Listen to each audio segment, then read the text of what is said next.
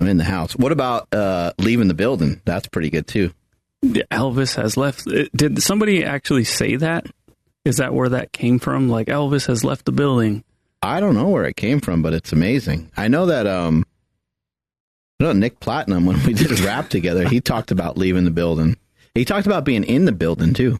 I think in the building was like an early 2000s thing. Yeah. Like, Mark Bell's in the building. In the building, yeah. I don't really hear that anymore. It should always be a thing. I think it's great. I think so too. But kids just make sounds in now. The house. Yeah. Oh, yeah. Kids just say like yeet and things like that. Like, that's not quite as powerful, but maybe it's saying the same thing. I don't know. It could be, but at least back in my day, we actually used words and pronunciations, even if they were like lazy. And words won't be around for much longer, according to Elon Musk and his Neuralink. Will just be we won't need to actually. Well, I guess there'll still be communication, but we don't actually need to talk. I wonder how people. We don't need to make noise. I wonder how they'll be able like to send emojis through this Neuralink. Yeah, I don't know. Like, you just see a sad face. I just sent you 3 of them just now. I just sent you 3 eggplants. But eggplants. Yeah, it always goes back to that. Yep. Maybe the future will have something. Well, I shouldn't be too optimistic, but maybe the future will have something more than eggplant. Eggplant Parmesan. Yeah. We talked a lot about corn dogs recently on the podcast, so maybe that'll make its way in. The phallic symbol podcast. Yeah. Anyways, welcome everybody to Saturday School. We in the building. Yeah, Saturday School's in the building. This is Mark Bell's Saturday School, a little bit different than Mark Bell's Power Project podcast. This is a different format where we, the people, ask the people's coach a question. We let Mark go off on a huge rant, and we learn just a ton. If you guys missed the last class session, it was gigantic. I really encourage you guys to check that out. If you guys are watching this on YouTube, check the cards right now, and of course, if that doesn't work, check the YouTube description, and then if you're on Facebook, check the description for the links to that episode, because I think it was very powerful. But today is, what's today, August 26th. Mark, do you know what today's significance is, or why today's so significant? It's the first day of school. My kids? No, is it really? Yeah, it is. Oh, yeah. That's cool. Yeah, that's pretty significant. That is not what I was getting at, though. Oh, something else. August 26th. Is it your birthday? Not my birthday. No, that was April 15th. If anyone's asking, I think it might be my 20th wedding anniversary. Yes, it is, and that's actually what I wanted to dive into, because 20 years. Let's not dive in too much. Well, I don't want to literally not dive in. I want to, like, you can dive in, like, to our bedroom? No. Oh, okay. She wouldn't. No. I don't know. Never know. Maybe if she's out of town. Don't count yourself out, bro. Maybe when she goes out of town, we can make that happen. But in today's day and age, like social media, it's... I don't want to say it's almost weird if you meet a couple that didn't meet through an app, but it's definitely seems like it's going back to the like the hippie days of free love, and people are more open. We've kind of gotten to the point where people have open relationships, and they're open about that.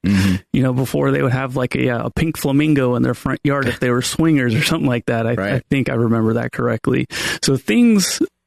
They're different. Things are different. They're more the same, I guess, if you want to say. But 20 years, that's really significant. So congratulations to you and Andee. Thank you. I just recently was married, so I look up to you guys in so many different ways, but that being one of them. You guys are a power couple, literally. Like, you hear that term thrown around a lot. And normally it's just when somebody's trying to be nice. But, like, how did you guys meet? And then from, like, a guy's perspective, speaking to other men, women will definitely be able to take some benefit out of this, but like from guy to guy, how the hell did you guys keep it together for 20 years? I think that so many women are going to listen to this just wishing they were Andee, right? They're going to be like, it's going to be like their dream, like I'm Henry Cavill or something, right? Could be. I don't know. Maybe not. Anyway, yeah. So Andee and I, we met probably like 22 years ago or so. We met at a bar in Hermosa Beach. or actually, I guess it's more Redondo Beach, California, a bar called Sharky's.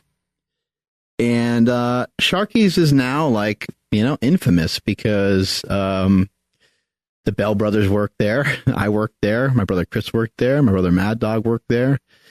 We had a lot of friends that worked there, and it was just it was a really fun place. It was a bar / restaurant, and it kind of had, I can't even remember how it was described in terms of the food, but it was like Mexican, American, Hawaiian, kind of all mixed together, and it was so good. The food was amazing. People love the drinks there. Just one of those places that mixes up those giant, disgusting drinks, and people just get hammered there. Big old people would drink out of like literal buckets. They had like Mai Tais and things like that, but just a place that was like it was just a lot of fun, and I was obviously a lot younger, so I was in my early 20s, and yeah, I just have a lot of great memories from that place. Like now that I'm even thinking about it now, like I'm thinking about, we had another guy that worked there. We just called him Big Mike. He was from Canada, and he was almost 7 feet tall. I'm sorry, I actually called him the Big Show. He was almost 7 feet tall. Our manager that we had was amazing. This guy, Brian, he was always making fun of me and my brother, and he was always talking trash, and he always made things worse, which you're thinking like a manager would like be there to make things better. But anytime there was a fight, he'd like kick somebody's ass or like, I don't know. He was very scrappy, and he made things like 10 times worse. But also John Cena worked there, and we were all bouncers, and yeah, it was a lot of fun. So anyway, I'm working at this bar in Redondo Beach, California, called Sharky's, and some people may have been there. The original version of it has since burned down, but they're in the same location. They rebuilt it and everything. But yeah, I was just working one night. I'm there in my board shorts and my Hawaiian shirt, and probably just about 15, 20, maybe about 20 or 30 pounds lighter than I am right now.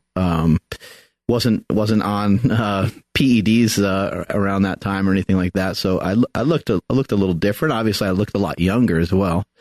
Just didn't have the same exact size I have now, but it was still 210, 215 pounds or something like that. Still had, pretty good physique, and was in good shape, and was obviously, I started powerlifting when I was really young. So I was lifting, and anyway, so Andee had a job where she worked for a company called Westwood One, and she sold airtime on the radio, so sold commercial time on the radio. And while she was there, her boss was from New York, and he was very energetic and a very loud and fun guy. And he invited her out to what they call in that area, even though it's Los Angeles, they call it the Bay Area, which is now weird to hear that because the Bay Area here is San Francisco. And so he kept saying, hey, you got to come to this, you got to come to this place. You got to come to this place. It's a lot of fun. And she was always like, whatever. Finally, she went and met him there, and she had a couple drinks there. And I think maybe the second time that she ever went there, she ran smack dab into me. And I actually think that she did like physically run into me. I think that that's actually one of her like moves, she'll like bump into you and say sorry and then start a conversation with you. So, luckily for me, she started a conversation with me, because otherwise, I did notice that she was looking at me a lot. But I don't know. I just didn't know what I was doing when it came to chicks. So I didn't know what was going on. I was like, didn't know if I had like a giant zit on my face or what was going on. But I was like, she is kind of, I think she might be. I'm like, nah, she ain't checking me out. Why would she be checking me out? She's like 6 feet tall. She's blonde. She's gorgeous. Why in the hell would she be checking me out? Like, something's got to be wrong with me. She must be looking at me because something's weird, Anyway, she started talking to me, and I don't really remember the conversation much. I don't think she really remembers it much either, but kind of turns out that Andee lived in Venice, California, and I lived in Santa Monica, California. And normally around that time, when I met somebody, especially at a bar, like, LA is huge, and this area is kind of a party area, party town, party city kind of thing. And people would be from all over. So I'd, meet a girl here or there, and they would be from like Chicago, or they'd be from San Diego, or they'd be from California's massive as well. So people would be from all over the place. Just happened to Andee, happened to be in close proximity to me, and we were also attracted to each other. From there, we went, I think we exchanged numbers or whatever. And from there, I think a couple days later, we went and saw a movie. The movie was Snake Eyes. Pretty much just hit it off from there and went on a couple of dates. I really liked her. She really liked me.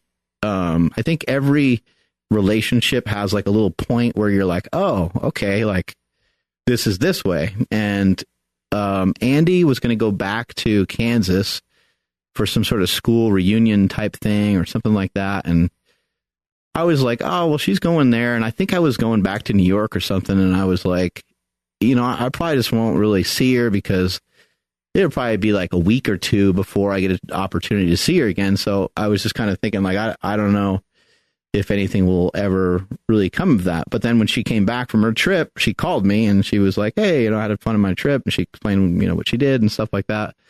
And anyway, we continued to go out from there. But once kind of that happened, and there was a few other instances where, I don't know, something happened where I don't think I had a car at the time.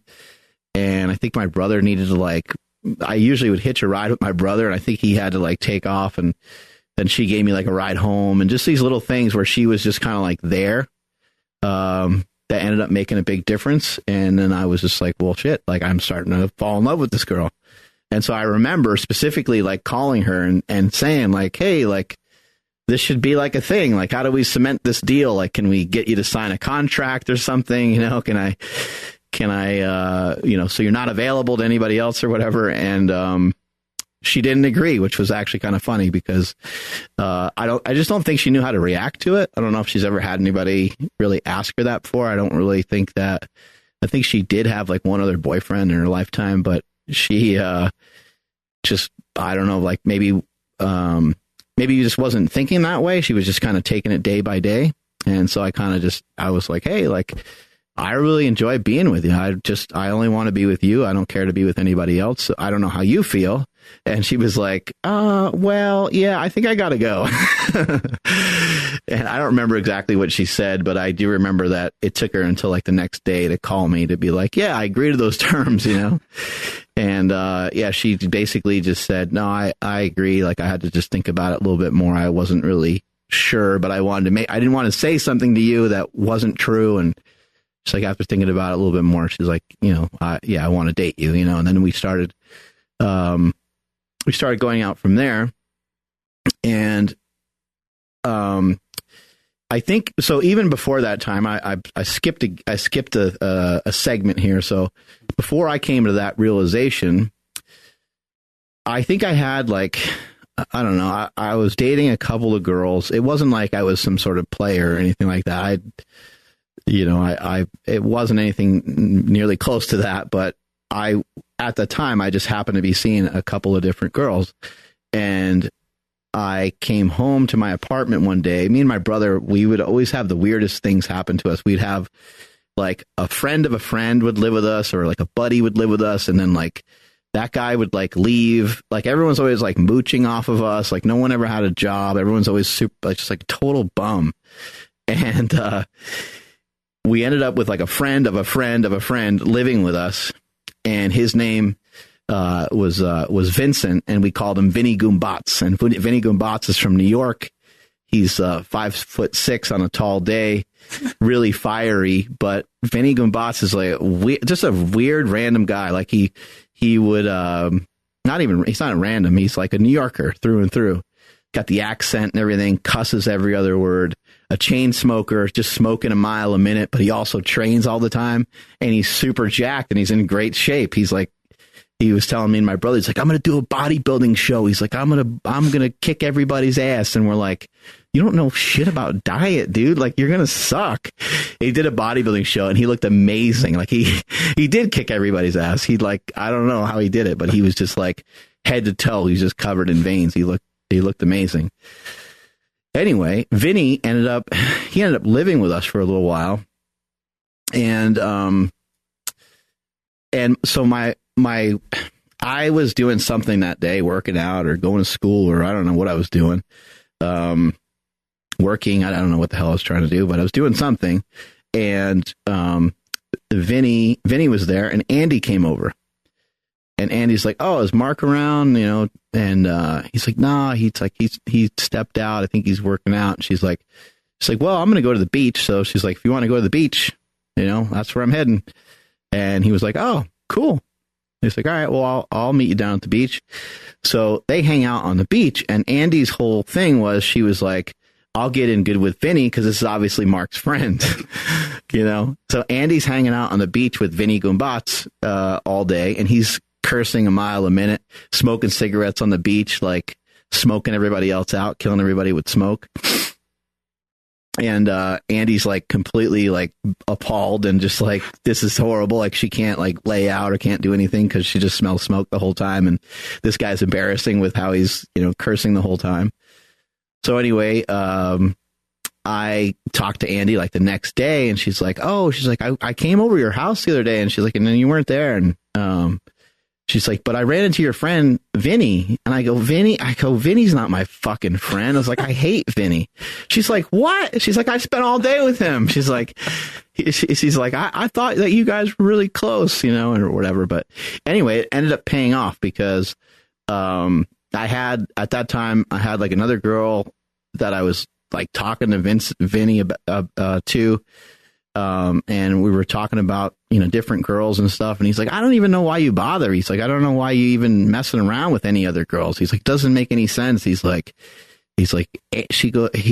Andee's really, really cool. I was go, yeah, she is really cool. But I said, I just started seeing her, so I don't know.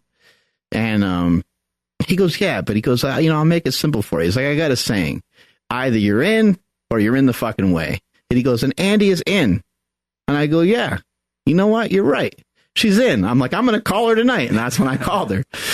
And so like her, her beach trip with, Vinny Gumbats, even though she had to figure out a way to endure that, it worked out well. So, and we've been together. I mean, I've communicated with her or talked to her every single day, over the last 22 years. There hasn't been a day where there wasn't like a form of communication of some kind.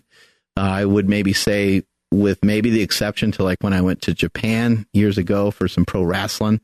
I think there was just like a particular day. I don't think there was cell phones at the time, or at least I didn't have one. And we didn't have an opportunity to talk. So we got that one day that we didn't have a chance to communicate. But yeah, we've been going for 20 years strong. That's kind of how it all kicked off. And was she the first girl? Whatever. Yeah, was she the first girl that you like, kind of like formally asked to be like exclusive with? Yeah, I was always like, first of all, I'm very shy, and then secondly, I was just always pretty annoyed with girls. Like I didn't figure them out. I grew up with two older brothers, and none of us ever talked about like dating girls or anything. So yeah, I didn't know anything about chicks, and when I did get around them, I was like, they seem really annoying. Like, seem like they need a lot. Seem like they need a lot of attention, and I know that all girls aren't that way. But that's just the way that I kind of thought at that time period. Yeah, so she was kind of the first one, and I think the reason that it was that way between us is because she has two brothers. She also has two sisters, and so I think with her just having the experiences that she had, she was just a lot easier for me to talk to and communicate with, and I could be my normal gross self and say things that were maybe a little bit off, and I just didn't feel like I had to alter myself at all to talk to her. And something else that I actually did, which probably is not recommended to anybody else, but something that I would do when I worked at this bar is like I would always introduce people. I would always introduce myself as Smelly, or my brothers would introduce me as Smelly. And anytime somebody like thought that was dumb or thought it was weird or was like unattracted to that or whatever, I just knew it wasn't going to be a friend of mine. like right away. Cause I was like, well, if they can't be lighthearted and have humor, I got this stupid nickname because as a kid, I hated to take showers and my brothers gave it to me, but this is my fucking name. And so, you know, I would even introduce myself to girls and girls would be like frustrated. Like they want to know your real name, you know? And then it was always like, so it was actually like a good gauge just to kind of see like, you know, what's somebody's personality like, that kind of thing. Yeah, it was a good filter.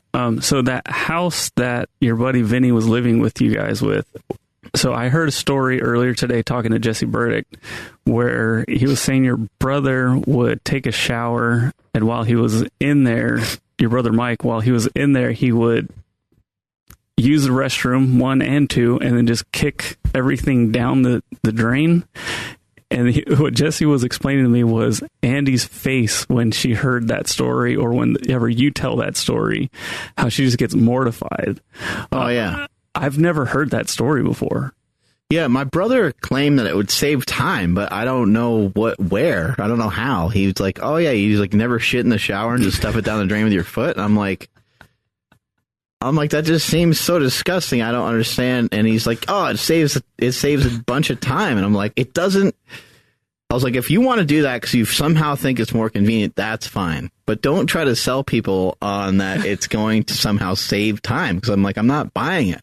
How can you, like, can't you just take a dump? He's like, well, I didn't have to take a dump before I got in the shower. Yeah, it's just, I don't know. It was really weird. But in explaining this story to several people over the years, like, oh, yeah, I do that all the time. It's like, oh, my God, it's disgusting. I know Mike Ryan, he was like, oh, yeah, kidding me? He's like, you know, he goes, sometimes it's a mistake because sometimes the poop's a little too big. You're like, oh, my God, like that sounds terrifying. Like, what is wrong with you people? I don't think that's how, like, a drain works. It's not a toilet. Like, it doesn't. Yeah, I don't know, man. It just sounds all terrible. Yeah. All of it sounds terrible. Dude, okay. So then, all right, so you guys are together now. You're still wrestling. How does... I don't want to make this sound mean because this goes for anybody. If you're The Rock or if you're Mark Bell, you can get them too confused, by the way. But you're not making a ton of money. You're super busy, devoted to wrestling, working out. Probably not that much free time. I mean, maybe you did have a lot of free time. I don't know. I guess you can explain that. How were you able to keep Andee happy to where she's stuck around? Yeah, so that was kind of just the thing. Like, I wasn't going to be around someone that I had to try to figure out how to make them happy. You know, I was going to, hopefully me being me was going to be enough. And that's all she ever needed. And that's, you know, where that speech from Vinny Goombas, even though he's a complete idiot, you know, he's a complete moron, it really meant a lot. You know, it meant a lot to me because I was like, you know what, he's totally and completely right. I mean, she is in, and she's like supportive. She's behind me. Yeah, you know, I went through many years where I always had a work ethic. So I think that,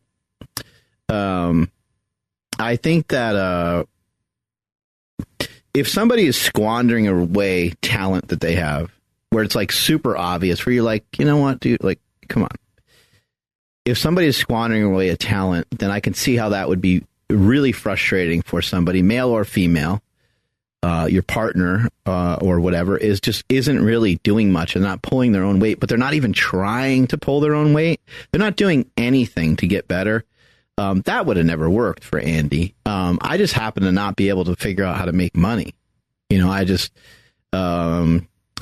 was still in recovery is what I would call it. You know, I was in recovery of the shell shockedness of school. Like, I don't want to over exaggerate that, but school did damage me, and that's my own doing. I allowed it to do that.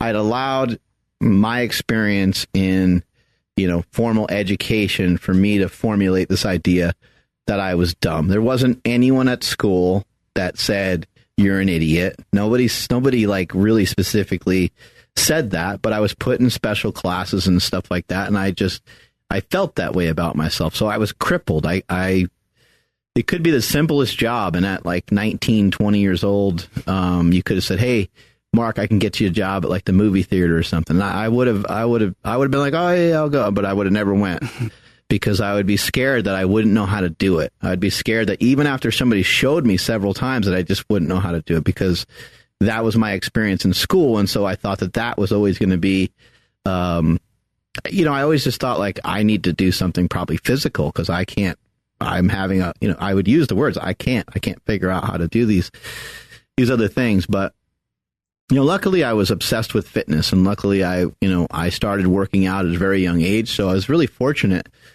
that was always a passion. That was always a thing. I mean, I started reading some magazines and stuff like that when I was a kid about nutrition and I remember reading about Dr. Barry Sears' Zone Diet, and the podcast we just did, Lane Norton mentioned briefly the Zone Diet. The Zone Diet is still utilized today by the people of CrossFit. It's often referred to, or at least in that in that space of CrossFit. But I've been reading this information and absorbing this information about bodybuilding, about training, about building up of muscles and getting stronger and all these different things, and for a long time. And so, even though I didn't have a formal education, and even though I didn't have a quote unquote real stable job, I was a personal trainer and I was a bouncer, and I worked hard. I tried to, my days were always full. Like I was always doing something. They were just as busy as they are now in some weird way. Some of that time was burnt in the gym, because I would spend a lot of time in the gym. I might lift and do cardio in the same training session, so I might be there for an hour or two. But then it was get home, take a shower, get ready for work, and work at night at Sharky's. Maybe the next morning, and depending on what day it was, maybe the next morning I had personal training clients. I worked at a personal training studio for 5-6 years in downtown Los Angeles, and would open the gym up every morning. So it wasn't I wasn't the hardest worker, and I definitely had a lot of room to be able to be more disciplined, but I put in a good effort. It wasn't like I put in an effort just to slide by either. Because even when I was a bouncer, I remember Greg Newman, the owner of Sharky's, probably still the owner of Sharky's, and I'll never forget this. I'll remember this the rest of my life. He's I was just a bouncer, but I'm sitting at the back door. And then I would see a bottle, or I'd see this, I'd see that. And I'd always clean everything up, because the first bar that I ever worked at, I saw somebody get hit over the head with a bottle. And I'm like, that will never happen on my watch ever again. I'm not going to ever allow that to happen, because that was horrible. It was horrifying. The guy got seriously injured. It was an ugly circumstance, and I was like, if people just threw away empty bottles, maybe that'd be less likely to happen. So I would go around and bust the tables and throw out alcohol, but there'd also be food at those tables a lot of times. So I would pick up a lot of the, when people were done with their food, I'd pick those up and I'd throw those out too. The other bouncers would never go near any of that. They might throw out a bottle or two here and there, especially if it's on the ground, just for safety purposes. But the owner, he's like, I've been watching you for the last 2-3 weeks. He's like, man, you clear this whole place out. You throw away all the garbage all the time. And I would even take out the actual garbage bags and throw them out back. And that's how I ended up in the emergency room one day, because I sliced my knee open to the point where it splattered blood all over the side of the this clear garbage bag that we had. Because when I went to spin the bag to tie it in a knot, a piece of vodka bottle was broken, and it just went whoosh, and it just sliced me open. It looked like something out of a Friday the 13th movie or something. Mm-hmm. But anyway, Greg Newman, he came to me and he was like, I barely know you. He's like, I know your brother because I went to USC with your brother. He goes, but man, he's like, I really appreciate it. He's like, you really give a fuck. He's like, you really care. He's like, you're going to turn into something someday. He's like, that's awesome. He's like, that's the right mindset to have. He's like, he goes, you care. He's like, these other guys, they don't give a fuck. He's like, they don't care. And I didn't really even know what he meant, I didn't really, but then I kind of examined some of the other people that worked there. And I was like, well, yeah, like, okay, I get it. Cause like, even if there was like a fight or something, the other guys would always be kind of late to it and stuff like that. But it's because I was always like paying attention to what was going on in the place. And I could very easily, I was very Patrick Swayze, like I could very easily kind of identify like, okay, this guy's starting to get pissed at his girlfriend. Something weird's going to, and I could go over and talk to the guy before anything really turned into anything. I could say, hey, man, what's going on? You doing okay? Like, seems like you're kind of shouting. Like, I'm sure you came out here with a different intention. You're probably having a good time. And I'd even say, hey, can I get you a drink or something? Or like, and they'd be like, they'd usually say no. They'd be like, no, man, what are you talking about? Because our owner, he said, yeah, he goes, whatever way you got to do to calm somebody down. And so anyway, I had some self-respect for myself at that time to, push myself. So it wasn't like Andee was with a complete bum, but there was times where, yeah, she was like, hey, because I didn't really do anything until later on, in terms of slingshot and all this stuff. So there were times where she was like, yeah, you're going to get like, how about like a job? You're going to get like a real, job. Are you ever going to do that? But no, I never did. So then what goes through your mind when, she does say that? Was it more of like, man, she's right, but I don't want to hear it? Or was it, damn it, I thought she was the one because she loved me for me? Or was it, yeah, I do got to get my shit together? It was usually just because she was like stressed because she was the only one bringing in the main income, and living in Los Angeles is really expensive. And she was the breadwinner. She was the one that paid her bills. She paid her cable. She paid her electric. She paid, I had some money, but it wasn't much. In LA to try to make a dent, you need to work a lot, or you need to have a pretty damn good job to be able to really, contribute. So I could contribute in terms of like us going out to eat, and I can contribute for food, and I can pay some of the smaller stuff, but some of the bigger stuff, I didn't have enough dough to be able to figure that out. So I usually recognized it like, she's just kind of stressed. And I was always working towards other things.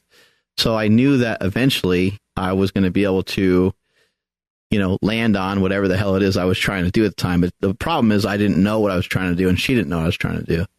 I do remember, the first time meeting her parents, meeting her stepdad and meeting her mom. I do remember them kind of like questioning Andee, like, well, what does he do? And I think at the time I was a pro wrestler and a bouncer, and they were like, they're like, well, he seems nice. And I think my wife, actually told her mom, I think she actually was like, hey, like, just forget it. Like, I love him. That's it. Like, don't, because her mom was like, hey, like, you know what, like I'm concerned about this, because he doesn't have, that side to him. And, you're my daughter and I care about you and I want to, make sure you're going to be okay. And yeah, Andee just basically told her like, back off. Like, I got this. This is the guy that I like, and we'll see how things turn out. And so now, it's interesting, kind of where things ended up, because we can kind of, laugh about that, or I can make fun of Andee and say she's a gold digger or something like that nowadays. But yeah, back then it was, it was a serious thing. One of the issues is that, when you have people come from different backgrounds, I never cared about money. And as much as I say that, I don't think that people really understand. But, my example is my own son. Like, he doesn't give a fuck about money either. And why is that? It's because we have tons of it. So he doesn't need to concern himself with it. But I also think that he slightly resents it. I grew up in a similar way. My dad did really well. We never had a Christmas where there was like a lack of presents. We never, I don't remember anybody in the family going hungry. In fact, everybody's pretty beefy. And, so it's not like I grew up with tons of money, not like we were overly wealthy, but we had everything. Like we had, we had a pool, we had weights. I mean, we just, my dad kicked ass. He did a great job. And so I never felt like I needed anything extra. But yeah, I never cared about money. But then when you meet somebody else, they have a different set of beliefs. Andee's dad died when she was 10. Her real dad died when she was 10. So she's forced to like kind of, maybe not completely forced, but she's put in a situation where it makes sense that you would be worried about your future. You'd be worried about stability. You'd be worried about, but also because of that experience, Andee also recognized, you know what? I'm not going to rely on anybody else. I'm just going to do my own stuff, my own way. And I'm going to, she got a full ride scholarship to the University of Kansas. And then she took the money that her parents saved for her to go to Kansas to buy a car. So she was able to go to college, have a car, and then later on she just got a job that paid well enough to where she could figure stuff out. So she's not she didn't really need to rely on anybody, but I did, and so the match ended up working out really well because you've been around her a bunch because she runs the company. She's a fucking beast. She really is. She's like, I know people say the word strong woman. She kind of hates that kind of stuff just because I think her concern over that kind of language is like just a strong person, period. Like, fuck it. Like, don't go and, don't go and add woman to it. Like I'm good at what I do, period. That kind of thing. Because then you're kind of drawing attention to the fact that there's that maybe women are weaker, which we're obviously seeing doesn't appear to be very true, right? Yeah, well, I mean, it's just like if you said, "Oh, wow, you're really strong for a girl." It's like, right. Well, what does that mean exactly? And if I had anybody that has to like negotiate something for me, I'm gonna see if Andee can do it for me, right? Because she's badass, and yeah, dude, it's so dope that like she's your strong ass chick. I don't want to say your down ass chick is what I meant to say. Because when she's like told her mom, like, hey, it doesn't matter. Like, I love him. That's it. But I want to emphasize all the stuff you said just before that, in case somebody is listening. That's like, dude, come on, man. Like, you might need to get your ass up off the couch or whatever it is, like Mark had a bunch of habits and disciplines already in place. She could see that he was not a piece of shit. So if you don't have all that and your girl doesn't stand up for you the way Andee did for Mark, don't be mad at her. Like, that's not exactly what Mark is explaining right now. So I think that's really important for people to understand that you were already on your way to being a savage, if not already a savage. Yeah, like I would have the discipline to wake up super early and maybe work out or wake up super early to work for that particular day. Like I used to open up a gym at like 5 o'clock in the morning every day. And I'd get my boss bagels or coffee, or like sometimes I would get like, a bunch of bagels and shit like that for people that were working out in there on like Saturday morning, because it was a Saturday morning, kind of had a different vibe or feel to it. And it's like all those things, like that's not hard to do, but it does take, you wake up 25, 35 minutes or so before you normally would. And it takes a little extra something, a little extra detail. Yeah. So when did Andee meet your parents? That probably took a little longer because I am from New York and my parents didn't move out this way just yet. But they probably knew of her by then, right? Yeah, they knew of her for sure. I remember like kind of telling my mom about her, and my mom, like, I think I mentioned that Andee was older, but I think I may have said it in like a weird way. I was like, oh, she's kind of an older lady or something. And then my mom thought that I meant like she was like really old. So then my mom was all concerned. She's like, asked Chris, and Chris is like, well, she is older and she is a lady, but he's like, I think she's like just like 2 or 3 years older. I don't think it's that big of a deal. My mom was like, oh, she's like, I thought he met somebody who was like 20 or 30 years older. She's like, I didn't know what was going on. But yeah, I don't remember her first interaction with, I don't remember her first interaction with my parents, but Andee is amazing in terms of like our family structure and stuff as well. Like she's the glue. She's the one that kind of gets everybody all together. Often, she'll have an idea for like a party, and then she'll, make sure that, she invites all the right people to it and stuff like that from a family perspective, so that we can all get together. And she just does that a lot. Like she'll make sure that we hang out with her sister a lot. Then she'll be like, oh, we haven't had your brother over in a while. Like I don't know if she like just makes mental notes of it, or, well, hey, your parents haven't been over in a little bit. Let's make sure they come over. Then she'll invite her mom over. Like she's very, very much into kind of keeping that chemistry of the family. And it's great. It's great to have somebody that does that in your family. If you don't have someone that does that in your family, you might have to step up to the plate and figure out how to get some of that done on your own. Yeah. So we've been tilting the scales pretty heavily for Andee being an amazing person. She has helped you out so much with so many different things.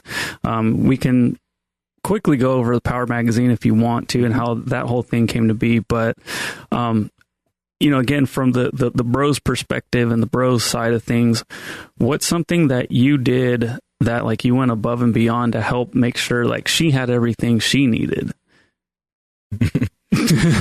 Yeah, it's funny because like it just took me a long time to like grow up, and I've been lucky that she allowed me to take that amount of time. I do think that men in general do develop a little bit later than women do, and I certainly did. She just gave me time to grow. But in terms of like making sure her needs are met and stuff, I mean, I just think about her a lot, and I still do. Like we have something cool arranged tonight. I think about her often. I always have. Hopefully I always will. And I don't think there's anything like particular, there's nothing like, oh, I buy her flowers every Friday or something. But we have, I guess we have a shared sense of purpose, and that helps a lot.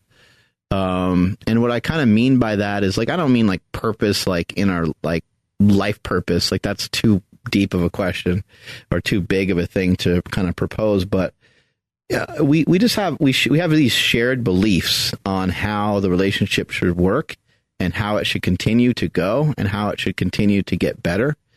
And when you have shared beliefs, like neither one of us give a crap about like Valentine's Day. We don't really care that much about each other's birthday.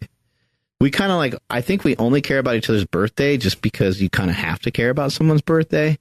And, we'll buy each other something nice or whatever, but like, we don't really, Andee, this year we did a surprise party for her this year. And so I shouldn't say I don't care about it. I do think about it. I do think about, I think the last 2 years, I seem like such a bum, but I think the last 2 years I haven't bought her anything for Christmas. I just don't like, neither one of us, like, that's not where our thought is. I guess I'll say it that way. Like, it's not like I shouldn't be buying her stuff for Christmas. I probably should be buying her stuff for Christmas, but neither one of us really care that much about that in particular. We care about each other's happiness. We care about our children's happiness. And what I'm the most proud of is the fact that I feel like I love her more all the time. I feel like I love her more every day. Like it's more fun to hang out with her now than it was 2 or 3 years ago. And 2 or 3 years ago, it was fun to hang out with her. So I don't know, I'm not sure why it's working that way. Like, I love hanging out with my brother, but it hasn't exponentially gotten more fun to hang out with him. He's my brother. I love him. I love seeing him. I love hanging out with him and everything. But it's different when you find, some people believe in kind of a concept of like a soulmate. I guess, maybe I've been lucky enough to find that person to, it is literally you're sharing your life with somebody. And it's really cool because like, especially with being successful and wealthy and stuff. Like, I just don't even understand. Because when you are wealthy and or successful, you can't really share it with people because people don't want to hear it. Like if you're like, oh, I bought another new house. Oh, I bought a boat. Oh, I bought a new car. Like if you say that to your friends, your real friends, some of your real friends from, if they knew you long enough, they'll be pumped for you. Right. But other people are like, dude, like I'm tired of hearing about your shit when I, can't even go to a nice restaurant on a Friday night, Must be nice. Yeah. Yeah. And so you do need people to kind of share some of that stuff with and things like that. But yeah, Andee and I, we've gone together very, very well. And then I will also say that in times where we haven't gone together really well, we had to get therapy, had to go like, hey, let's, this isn't going well. And like, are you pumped? Like, nope. Are you pumped? Nope. Okay. Well, I don't know much about any of this. So let's go and see if we can have a mediator and talk about it more. Cause I don't know what to say. Cause like, you don't want to say a bunch of crap to hurt each other's feelings and this and that. And then it's like, it's impossible. It's like, it's impossible not to get, until you learn how to deal with it. It's impossible to not get offended by, by what your significant other says. I mean, imagine if your significant other was like, this happens in relationships, right? They kind of laugh or snicker or something at something that you put on that you thought was good. You thought you looked good in it. And they might not have necessarily said you looked bad because most people aren't like, most people aren't mean enough to say something like that. But maybe they said something, maybe it was their reaction, maybe it was their face. And you're just like, wow, that shit. Like, okay, that hurt pretty bad, And so to have to talk to one another about important issues, when to be home, who's watching the kids, you're not around enough, sex. I mean, like nobody wants to ever talk about sex, but sex is huge. Sex is a huge, important thing. And I know even just the mention of it, people are kind of cringing, but your partner needs to know what you enjoy and you need to know what they enjoy and you need to be on board with it. If you're not sexually compatible, good luck. Like that's going to be, there are people that have like a sexless marriage and they make stuff work because they have children or because they just been in it for too long or something like that. That's just something that wouldn't work well for me. I know that, and I don't think that would work well for Andee. And it's a part of it. It's not everything. It's just another part of it. And so you have to unfortunately walk through all parts of it. And you got to communicate about everything. You got to communicate about who you're texting on your phone. Who you're texting somebody in the middle of the night at 2 a.m. You're not single anymore. You're not on your own. But that's totally fine that you're texting somebody at 2 a.m. I think, right? Like because you trust each other and stuff like that, and so it's not a big deal. But now you do have someone to answer to because if they do ask you. Oh, who are you texting? Like they could be asking because they're inquisitive. They could be asking because they're wondering if there's something wrong because it's 2 a.m. and it's random. They could also be asking because they think that something weird might be going on. But, these are all things that it's not about you anymore. You're now kind of almost one with another person. And I think that you have to, and these are things like I had to learn some of these things the hard way, like making certain posts like, hey, you big dumb idiot. Like you're not in this world by yourself. Your wife gets affected by these things. Your kids can get affected by these things. And, luckily I'm not a real celebrity. Otherwise, I know some celebrities, they, have all kinds of nasty stuff said about their children and crazy shit like that. So luckily, I'm not in harm's way when it comes to that kind of thing. But, you do have to think about everything that you do impacts one another. Everything that you say within the relationship is really impactful. You have to be really careful with your words. If you need time, if you need a moment, and you need to just, you're mad, frustrated, pissed off, whatever it is, I think it's totally legal and totally within reason to say, hey, you know what? I'm actually, something's got me a little bit mad, and I just, give me 5 minutes and I want to talk to you about it. But make sure that you do talk about it. Make sure that you do. Those things they're I don't know why, but they're so hard to say, but if you're going to make it past 1 year, then you're probably going to have to, actually, if you're going to make it past 5 years, probably 1 year's like, usually everything's pretty chill. Yeah. I do want to actually ask you some stuff about like the romance side of things, but real quick, going back to the therapy that you guys did go through, what do you think was the biggest thing that you took away from all of that? So in therapy, it's very common for them to like kind of just repeat stuff back to you, and so I would say, okay, Andrew, I'd say, Andrew, you're mad at Nsima because he came in a half an hour late and he just didn't even say sorry, right?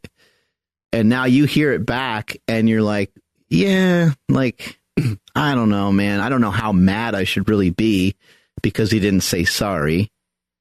And now Nsima's sitting right here and I can say, Nsima, do you feel like you're sorry that you were 30 minutes late? And he'd be like, yeah, man, I didn't mean to encroach on anybody else's time.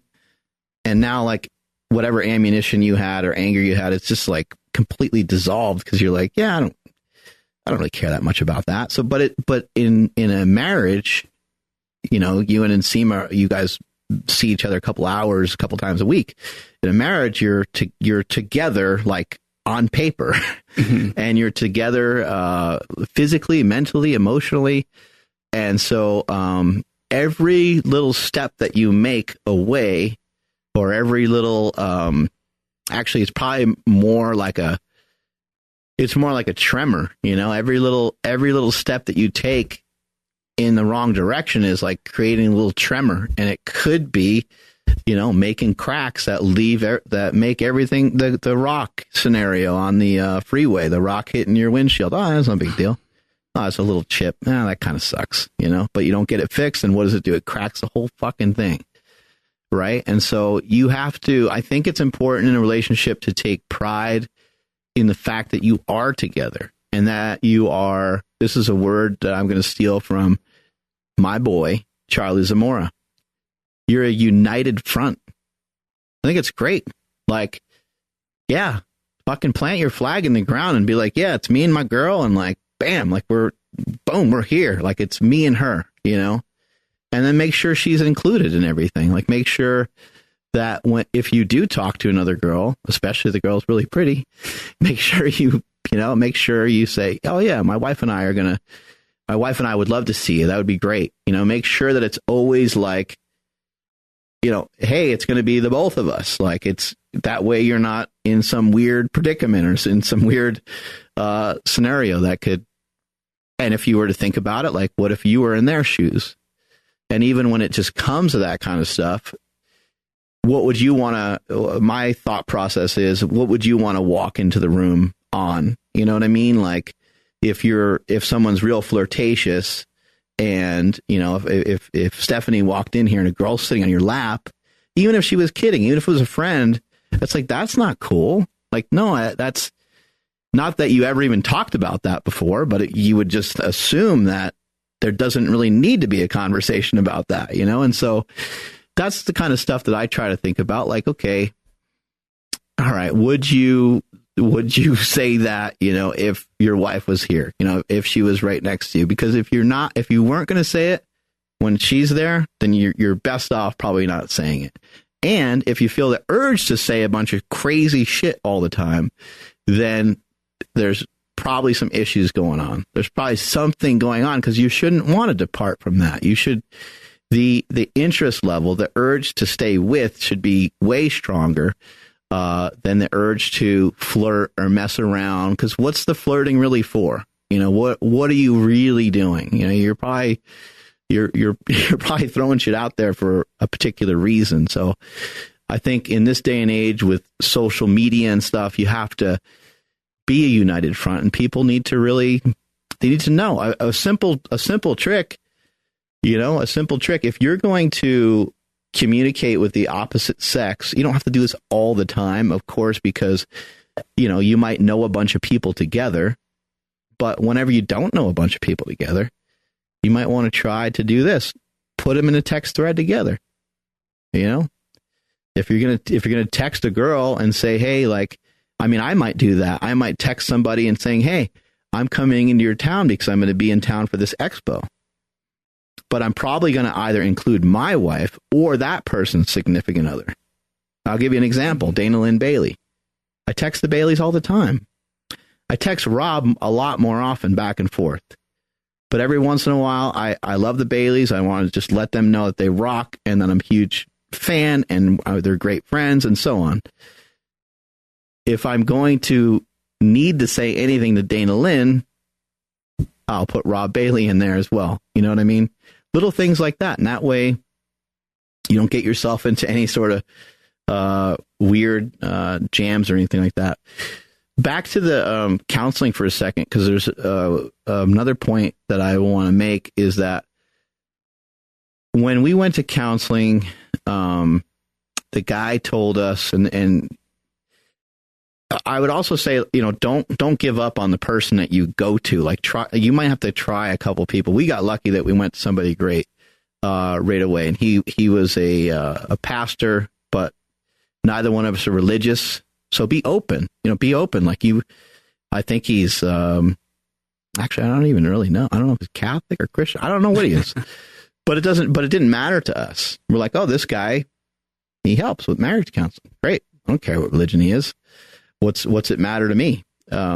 Anyway, one of the things he said is and I mentioned that thing about Valentine's Day, and he goes, you know what?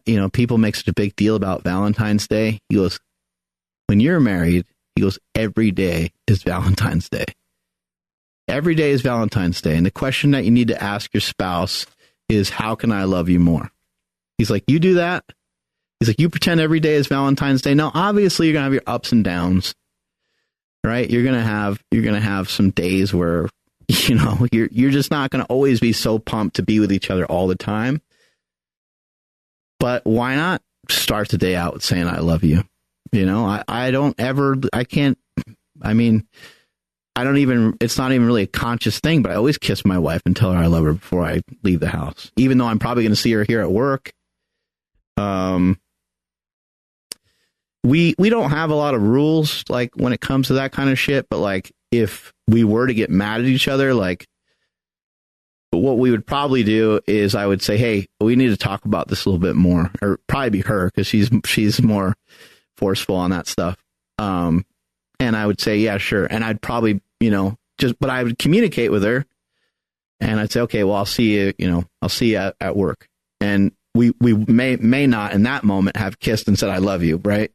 Because there might have been a strain or a stress. But later on, when we, solve whatever it is that was happening, then everything's all good. We don't really, Andee and I, but so if we made any mistakes along the way, I would say that for many, many, many, many years, we didn't fight at all. Just no resistance at all. And I think that with no resistance, somebody's probably giving way somewhere, and it might be chipping away. So I'm not saying that it's impossible to not have anything to fight about, and I'm not saying you should make shit up. But somebody's probably given too much leeway somewhere. You not doing the dishes is probably starting to be annoying, or whatever the thing is. So I still have a lot of growing up to do, if I'm being totally honest. I still need to work on. There's so many things that I do try to help a little bit more with the dishes. I do try to help, but like Andee, the way that I'm admired for training, the way that I'm admired for some of the inventions and some of the credit that I get for stuff, she kicks my fucking ass all day long. I mean, she's probably doing 20 or 30 tasks every day. They're not like strenuous, they're not crazy, but I would say some of the things that I do are a little more time consuming and maybe a little bit more complex from time to time. But she's doing those same things that I'm doing that are hard and complex and time consuming, along with 50 other things. She's never doing nothing. It's like the most ridiculous thing. I mean, this morning she's getting the kids ready for school. She already came back from swimming. She swims at like 5:30.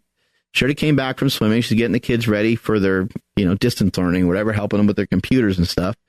She's doing laundry. While she's doing laundry, she's like, this is great. The kids are doing something else. She's like, I'm going to mop. She starts mop. So like, there's no scenario where I'm going to ever catch up to her on any of that stuff. But can I help a little bit more? Can I, while she's doing that, can I be like, oh shit, I hate doing dishes, but I know that she doesn't love doing them either. So I'm going to do a couple of them. Those little things like, is there an area in your relationship right now where you can pull away a little bit of strain from your significant other? And even further beyond that, sometimes, let's say that you argue about the laundry, or let's say that you argue about the dishes, or let's say that maybe there's an option in there to where you start to teach your kids to chip in a little bit more with that stuff. Maybe there's an option in there to where you hire someone to do that, which some people are like, no, I ain't spending money on that. Hey, what if it saved your marriage? What if having somebody come and help clean the bathroom and clean the place up a little bit here and there. And, while they were there, they did some laundry. Shit, man. What if that turned your marriage around to the point where you still cared enough about each other to continue onward, and you did so until the day you die? It's like, what fucking price are you going to, put on that? That's got to be worth something. Yeah, that's invaluable. I think that's been some of the best advice I've ever heard you give. When you're saying about the window cracking and like the ripple effect of everything, that's so damn true, man. Like, and as dudes, we can't swallow our pride. We can't, be the ones who say we got to talk. We're usually like, oh, get me out of here, man. Like this is too much. But so I'm really ecstatic with how this conversation went.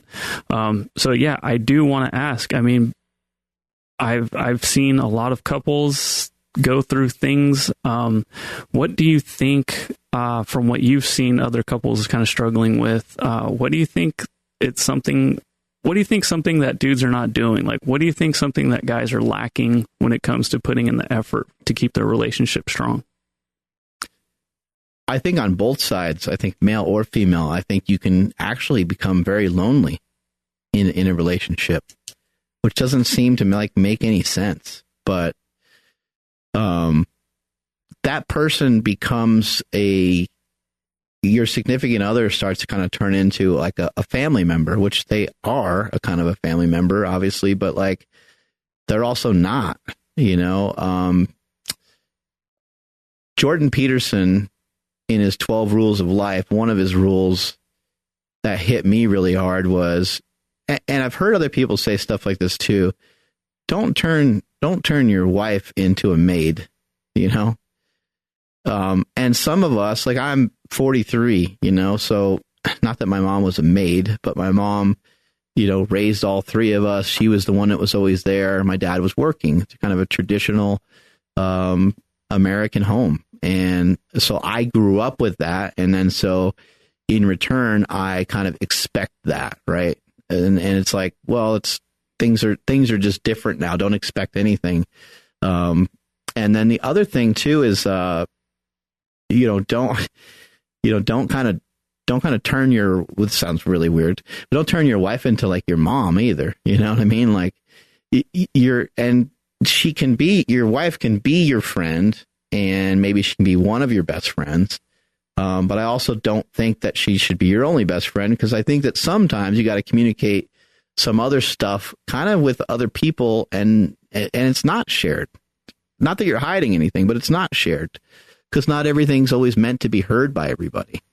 No matter how transparent somebody wants to claim that they want to be, full transparency with everybody would not be a good idea. Like realistically, I don't think it would work out well for you. So I think from a guy's perspective of like, what's something that, men can maybe improve upon a little bit, I think it's, and you hear it so many times, it's just kind of this communication idea, this idea of, not being afraid to talk about stuff, not being afraid to say you're unhappy or you're sad. Like, dudes don't ever say they're sad, I don't know, talk to your spouse about your stresses. Like, what's your stress? Did your 40-hour work weeks turn into like 60 and 75, and you're just not saying anything because you kind of thought that was kind of the agreed upon thing to do? Like, that happened with my dad. My dad, my dad worked and worked and worked and worked, and he worked his way up the ladder at IBM, and my mom finally stopped him and said, "Hey, your kids are growing up and you're not around." And he was like, "What? I thought this is what you wanted me to do." But without my mom, slowing him down or what. And my dad was super stressed. My dad at 40 years old had a heart attack. And yeah, but he was too stubborn. He was too strong, too hard headed to mention anything. Right. And he, I don't know what he felt. Maybe he didn't even recognize. I don't know, because maybe the way he was brought up. So I'm not really too sure. But if you do kind of if you notice, if there's like what I think it's the Matrix in the movie The Matrix, when he sees he sees something happen. He sees something happen that happened before, and they're like, "Oh, you need to let someone know when that happens, because it's not supposed to happen that way." Yeah, he sees the cat walk by twice, and he goes, "Deja vu." Yeah, deja vu. That part, right? Yeah. And so, you might think something really small is not that big of a detail, but it is. It fucking matters. It could be a glitch in the whole entire system of everything, right? So you need to really, you have to really be paying attention. And I think sometimes when we say that, hey, being with somebody else is a lot of work, I think other people that are really happy together and are happy at the moment are like, no, it's not a lot of work. It's a lot of fun. We get to hang out a lot. We have a lot of sex. A lot of things are cool or whatever. But yes, there is that side of it. Yeah. It's great. There's a lot of things that are great. But if you're not communicating, I just think that, things can fall apart. The other thing I see happen a lot too is this, resentment, taking things for granted. If somebody's role in the household, if you have roles like this, but if someone's role in the household is that they they basically always do this particular stuff or thing, could you potentially do some of that for a day, or get your children to help you with it, or and also even beyond that, can't you just say, hey, thank you, I love you, that's great, hey, that's thanks for. I thank my wife all the time for when she cooks, I don't think you can love somebody too much. I don't think you can give somebody too many compliments. They don't have to be you don't want to be just dishing out fake shit all day, but you notice something, they look, your wife looks good in a particular dress or a particular outfit or something, fucking lay it on her, tell her, say, hey, wow. Damn, I do that a lot. I think, I don't know from a woman's perspective, but I know from a guy's perspective, I'm just going to tell her, I'm going to say, fuck, man, you look hot. I'm going to and yes, it does. It has worn off, it doesn't have the same power as, it doesn't have the same power as, her going out with her friends and some random person hitting on her or whatever, right? It loses some of its allure. Not she would definitely tell me, like, if something like that happened, she'd be like, you wouldn't believe this guy hit on me today, and she'd be all excited about it. But meanwhile, I hit on her all the time. She doesn't care, but it doesn't mean that you don't still do it. Yeah. All right. So, yeah, man, for older not even older couples, just couples in general, how do they keep that spark alive? How do they keep the flame going? When it comes to the romantic side of things, as we get older, it starts happening less because that's what we are known. That's what we know, but it doesn't have to be that way. That's what I believe, kind of like how we see dudes that are older and they're still jacked, but you're supposed to have back problems. You're supposed to be older and, out of shape. So as we age, we're supposed to not be so, jumping at each other and, hitting the sack. But what's some advice for couples that you have to keep that flame going? I would think to lean towards, what are things that they really like, or what are things they really like in particular about you personally. For example, what's something that your wife really enjoys about you that you either do or she just likes about you, period? Oh man. Is there anything like you do photography and stuff? Is she pretty pumped and damn, I love, you do a great job? Yeah. She more so loves when I'm pretty pumped about something and when I can explain everything about it. If I do have a dope shot or whatever, or if she sees it somewhere else, or she sees something on your Instagram that I took a picture of, she gets excited. She's proud of that. She can see that I created that, and that's, getting so much appreciation on, a different platform, that sort of thing. Yeah, she's into that. And then she texted me today and she said that the Ryan Holiday episode was really good. So I'm like, oh shit. It makes you feel good, right? She actually paid attention.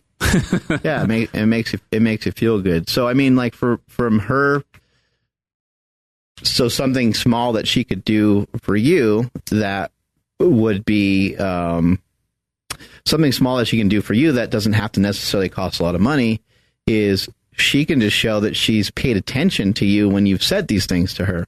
So she could put together a collage of a couple of pictures. Pictures might not mean much to me or anybody else looking at it, but she can say, hey, this picture you took of Jasmine, I really like that because I remember when you said this. Or she could have writing on it or something like that. You can do these cute little weird things that are sentimental rather than she bought you the new Jordans. You know what I mean? Yeah, that would be sick. Those are great. You throw out the box though, and you throw them on and somebody steps on them and you're done, right? Then they're dirty, but you could do something she could do something simple like that for you, or you can personally think more about what are the things that she gets excited or pumped about, when you guys are together, or what is there a particular trait that she really likes, and then you can kind of figure out, how do I package that into some sort of gift or present or presentation or something something of that nature. But I think whenever you show somebody that you were paying attention, I think it's always going to hit them. And when it hits them, the experiences that we draw from, I think, really open up. It kind of unlocks. It can kind of open up your heart, to maybe some of the things that they're going to say that night or do, or just gives you some insight. Maybe it opens up your own heart and they get to kind of see inside of it, if that makes sense. But I try to do stuff like that, when I can. I try to think about, okay, what are things that she really likes? What does she really enjoy? And sometimes I can think about the kind of physical things that she likes, like wine or something like that, right? But how much would it blow her socks off if she's in a book club? She reads all the time. I don't have any idea what books she reads, really. I kind of ask her here and there, but what if the next time I asked her, I had the intention of being I'm going to pay attention to that, what that author's name is, and I'm going to see if I can get her a couple, hey, and then it's random though. It's not even for a birthday or something. You just say, hey, babe, I got you a couple books from this, author. It doesn't always have to be like a present like that. It doesn't always have to be a financial commitment of any kind, really. It could just, I think you mentioned that that Stephanie likes Bodega Bay. We just freaking tell her to shut up and get in the car and you drive her to Bodega Bay and you have something set up, Mm-hmm. It doesn't always have to be this like romantic giant setup like that, but those things are fun. And to do them out of nowhere and to not tell Jasmine because she's going to spill the beans. She will. And to not tell them early. Like I've done that so many. I'm the worst with them. I've gotten better. I'm getting better. Yeah. Surprises, shit, man, change your clothes every once in a while and see if you can change your look a little bit here and there and kind of mix things up a little bit. Like, pay attention. Like, did you ever dress up and wear like a suit and tie or something like that? And your wife was like, yo, like that's working. Like that's looking good. If she did, well, fuck how you feel about it. Just lean into it. Just figure out a way to do it. Yeah, I know. I had looked at Instagram has the like, on this date a year ago, whatever, my beard was like a lot shorter. And I was like, hey, how do you want this face fur? Do you want it long the way it is or do you want it short and trimmed up? She's like, well, whatever you want. I'm like, no, I'm asking you because I don't care. And she's like, well, I like it longer. I'm like, all right, it's going to stay longer. And then not to throw you completely under the bus, but like when you're saying like, oh, we'll just find, the author of the book or whatever, one up you and just like, what if you were to take that book that she's reading and you read a chapter and you talked about it? Right. She would freak the fuck out. Like that would be like such an amazing gift for her that you actually didn't cost you anything. All you did was take some time and read a book and said like, hey, I thought this was pretty cool. Like imagine the connection that somebody could make with that. Yeah. It could be any of those possibilities or even just your favorite show that you watch together is going to be on TV and you buy them their favorite snack or make them their favorite meal or just, all these things, it makes that day, it makes that moment slightly different than a lot of other moments. And so anytime you have an opportunity to make something, just a little different, and I'd say go for it. Yep. So I got no further follow-up questions. If you have anything else you wanted to add, please do. But I think this was incredible. Sweet. I think this was last week's was really good. This might be even better than that one. Oh, cool. Yeah. Yeah. This kind of stuff, I think it's maybe just important to add that I think that some people might not think of themselves as creative. Some people might not think of themselves as they might not think that they like make stuff, but you really do. Like you when you're in a relationship, you're making and creating all the time. You're like a content creator. You see people on Instagram that say they're a content creator. Well, you're creating content. You're creating history. You're creating a lot of love, affection. You're creating a lot of things that are really, really like they're way more wonderful than you can even imagine. You at the moment, you don't think they're that big of a deal, but they are a big deal.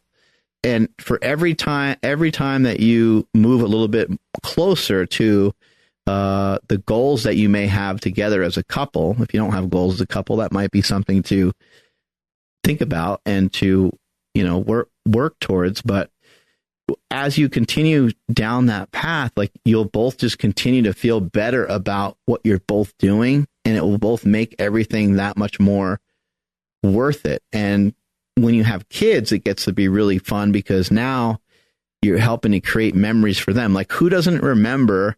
Every single person listening to this podcast right now can draw right now. The second that I say it, you're going to be able to draw a particular moment from a particular Christmas that you just never forget. You never forget like a particular present that somebody got you, whether it's your mom or your dad or your aunt or your uncle.